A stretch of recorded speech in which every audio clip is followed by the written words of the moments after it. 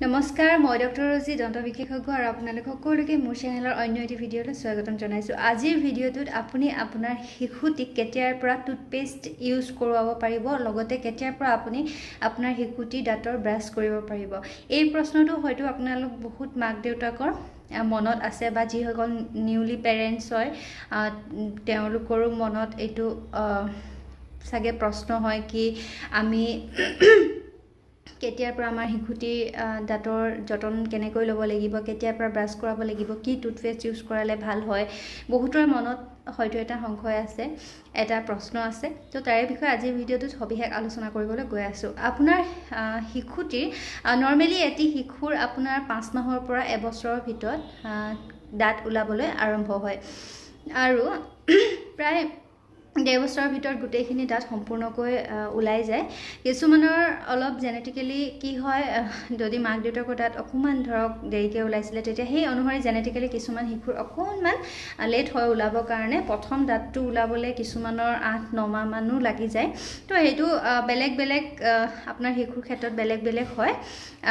যেতিয়াই আপোনাৰ শিশুটিৰ প্ৰথম দাঁত ওলাব তেতিয়াৰ পৰাই আপুনি আপোনাৰ শিশুটিৰ ব্ৰাছ কৰিব পাৰিব।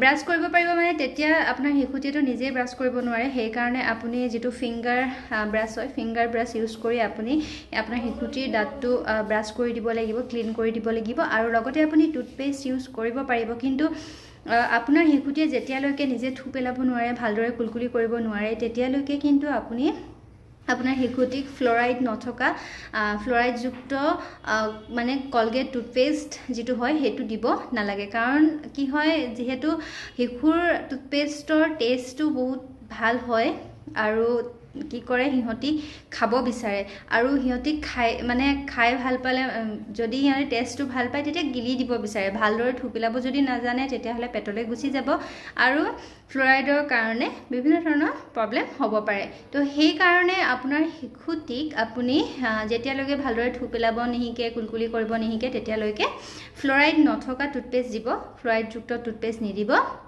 আৰু যেতিয়াই আপোনাৰ শিশুটিয়ে ধুনীয়াকৈ থু পেলাব পাৰিব, কুলকুলি কৰিবলৈ শিকি যাব, তেতিয়া আপুনি ফ্লৰাইডযুক্ত টুথপেষ্ট আপোনাৰ শিশুটিক দিব পাৰে। এয়াই আৰু এনেকৈয়ে আপুনি আপোনাৰ শিশুটিৰ ব্ৰাছ ইউজ কৰিব পাৰিব আৰু কেনেকৈ টুথপেষ্ট ইউজ কৰিব সেই বিষয়ে মই আপোনালোকক অৱগত কৰিবলৈ চেষ্টা কৰিলোঁ। যদিহে ভিডিঅ'টো ভাল লাগিলে শেষত শ্বেয়াৰ কৰিবলৈ নাপাহৰিব আৰু লাইক এটা কৰি দিব। আৰু যদি আপোনালোকৰ কোনোবাই মোৰ চেনেলটো প্ৰথমবাৰৰ বাবে চাইছে তেতিয়াহ'লে অনুগ্ৰহ কৰি ছাবস্ক্ৰাইব কৰি ল'ব। আজিলৈ আহিছোঁ, আকৌ লগ পাম এটা নতুন টিপছৰ সৈতে এটা নতুন ভিডিঅ'ত। তেতিয়ালৈকে আপোনালোক সুস্থ থাকক, সবল থাকক, তাৰেই কামনাৰে আজিলৈ আহিছোঁ।